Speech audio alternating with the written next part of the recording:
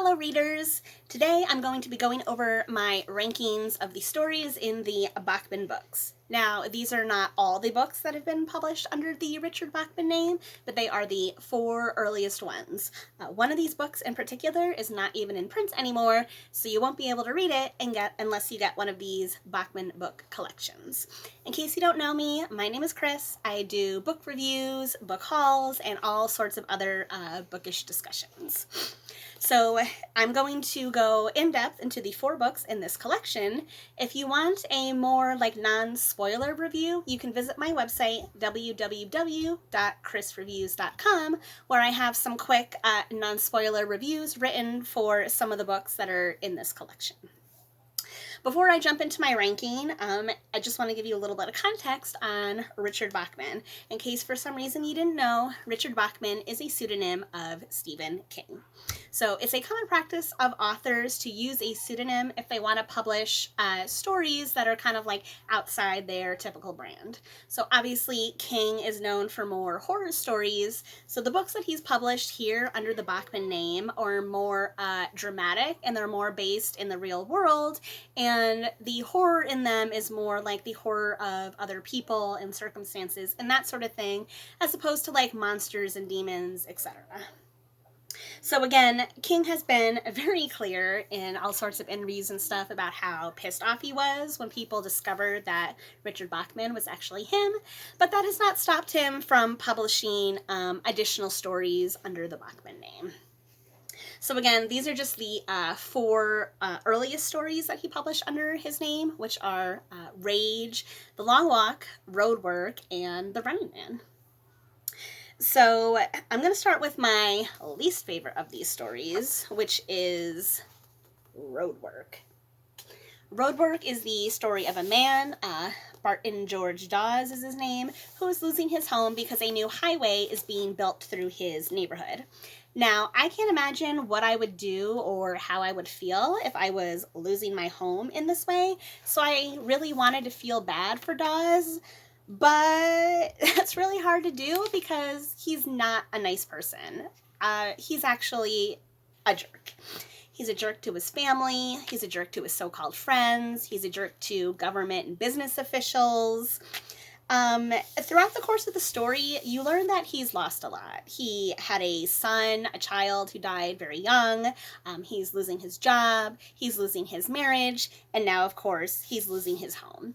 At the same time, though, he lives his life very frivolously. He didn't have to lose his job, but he took actions where that was the only result. He has frivolous sex, frivolous drug use.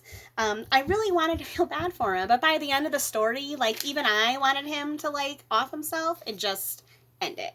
I mean, watching someone lose everything is not an enjoyable reading experience, but there was just nothing in here that I could connect with.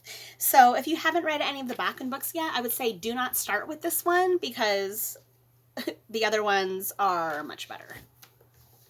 So moving on to number 3 on my list, that is going to be Rage. So Rage was first published in 1977, and it's the story of Charlie Decker, a young teenage boy who holds his classroom hostage at gunpoint. For obvious reasons, this book was banned back in the 80s. It's no longer in print, so the only way that you can read Rage is as part of one of these Bachman book collections. So I do know that it took a little bit longer to go out of print in other countries, so technically you could probably go on eBay and find a foreign language copy of Rage if that was something that you were interested in. So anyway, our main character, Charlie, he's a teenage boy who gets expelled from school for beating his chemistry teacher with a lead pipe. So he's upset about his expulsion, he goes to his locker, he grabs a gun, he shoots his algebra teacher in the head, and then takes his entire algebra class hostage. So over the course of the day that this takes place, this classroom almost becomes some sort of twisted psychotherapy group, and the students are forced to share all of their most embarrassing secrets. By the end of the day, the students actually kind of come to sort of understanding of each other. So obviously with the gun violence, the subject matter, this story elicits a lot of feelings. Like Dawes and Roadwork, Charlie is not a nice person. He's not a nice kid. Besides the fact that he's holding his classroom at hostage, he goes out of his way to toy with, like, the authority figures that are trying to, like, get him to give himself up. He toys with his fellow students, like I said, forcing them to, like, admit and relive these super embarrassing things.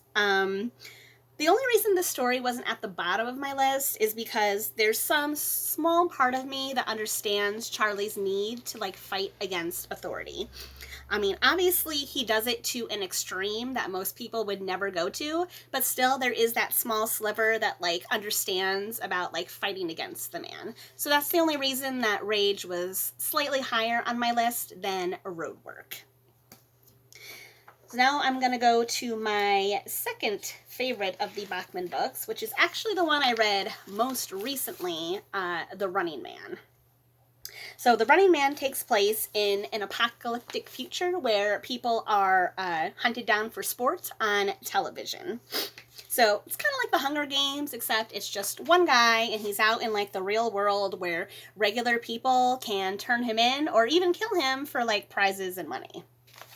So our protagonist in this story is Ben Richards. He signs up to participate in the Running Man because his family is super poor. He has a daughter, she's dying from pneumonia, and they can't afford any medicine for her.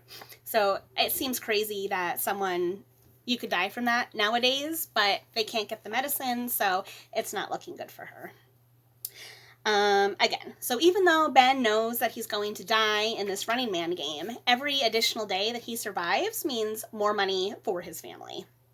So, like most of the Bachman books I've mentioned, Ben Richards, he's like an okay character, but he's still not, like, the most likable person. He kills a lot of people in his journey to try and survive the show. I mean, I get in his situation, it is kill or be killed, but even still, he has no remorse or second thoughts about taking out as many people as he needs to in order to survive. So eventually, towards the end of the book, like right when it looks like he might actually survive this thing, he finds out that his family has been dead for like a week or two. And that part was like a total punch to the gut. Like, punch to the gut. He has nothing left to live for at this point, so I can't totally blame him for trying to, like, take out the entire establishment. But again, it's like the whole killing of people that makes it just like a little bit hard. That's why it's not my favorite. But it's a really interesting story. You never knew how he was going to make it out of certain situations. So it made this a much more enjoyable read than Roadwork or Rage. So I would say this would be a good book to start with if you're looking at jumping into the Bachman books.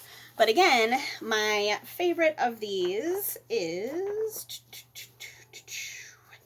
The Long Walk. So again, this book is set in a dystopian future where America is ruled by a militaristic dictator, and every year there are 100 boys that are gathered up and forced to compete in this walking contest. They don't really say why, but this walk starts at the border of Canada and Maine and goes down the entire East Coast until one boy is left standing. So that means they just keep walking and dying until only one of them is left. So the last walker standing will receive a prize of whatever they want for the rest of the life. Now, there are a lot of rules to the walk. You cannot stop. There's no rest stops. You don't stop for weather. You can't eat anything. So most walkers will succumb to some sort of mental degradation due to the lack of sleep and nutrients. Now, the protagonist in this story is a 16-year-old boy named Ray Garrity. Unlike the other Bachman stories, I actually think that Garrity is a pretty likable character. He seems like a relative normal teenage boy with normal teenage thoughts and dreams and desires. Like, he really hopes to win the walk, and the number one thing he wants at the end is just to see his mother and his girlfriend. I mean, Garrity meets and befriends like a lot of the other boys on this walk, and they all have their own wants and needs. He's never cruel or mean to any of the other walkers, and at some points he even tries to help them. So, I mean, he actually makes it to the end, but I feel like after the ordeal that he suffered, I doubt that he will ever really be the same. I mean, really stop and think about what it would be like to walk for days and days and days without being able to stop. No going to the bathroom, no stopping to eat. Like, how far do you think you could actually make it? The story is really interesting, and going on Garrity's journey with him was a really good time. He is actually a character you can root for. That's why this is my favorite of the Bachman books. If you have not read any of them, or you're interested at all, I would say definitely read this one first, because this is the best one of the bunch. So those are my rankings of the Bachman books from worst to best. Again, worst, Roadwork, Rage, best, The Running Man, The Long Walk. I hope you found this list helpful. Let me know how you would rank the Bachman books below. I'm going to go and try to get some reading done. I hope everyone has a great day, and I will talk to you later. Bye!